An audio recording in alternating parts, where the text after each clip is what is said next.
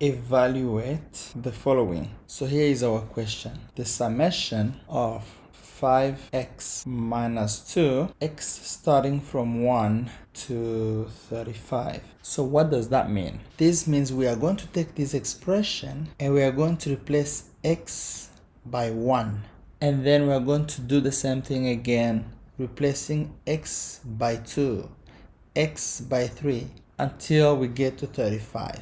And then we will be adding all of those expressions. Let me show you what I mean. So I have 5, let me put 1 here. So that would be the first term, plus 5. Here I will put 2 for x minus 2. That will be the second term, plus 5. I will put 3 minus 2. That will be the third term, plus all the way until I get to the last x value, which is this one. And then of course here will be 35. So let's see what these values are. Here I have 5 times 1 minus 2, that's 3, plus 5 times 2, that's 10, minus 2, that's 8, plus that's 15 minus 2, that would be 13, plus all the way until I get to the last number, which is 5 times 35 minus 2, 173. And I want you to notice that these numbers actually make an arithmetic sequence. See? The common difference here is 5 each time you add 5. And if you look back at this expression right here, you see that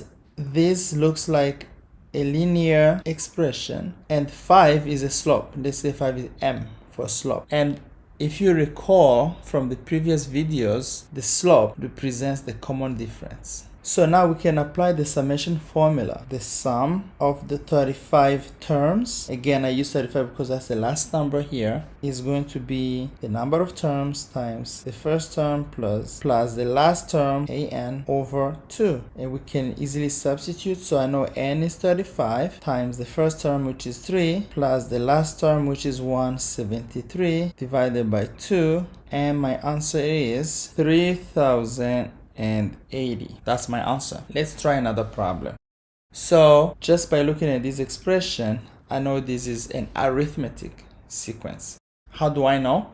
Because this is a linear form, mx plus b. And I know that my common difference d will be 7 because that is a slope. And so my formula would be, that means a series of 10 terms is equal to n. You can also say n over 2 times a1 plus an. This is the same formula. I don't know a of n, however, so I need to find it. So to find a of n, I will simply put 10, the last term, here to find what a of n is going to be.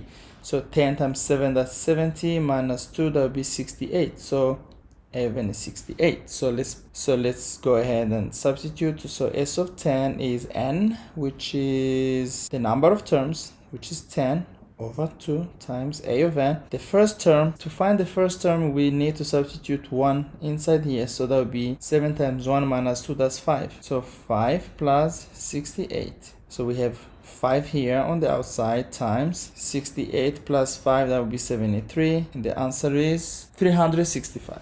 Again, what does that mean? My first term is 5, and since my common difference is 7, so that means that we'll be adding 7 each time. So the next number will be 12, the next number will be 19, the next number will be 26, all the way until I get to the last number, which is 68. When I add it, I will get the answer. So this is the whole idea of using the summation symbol.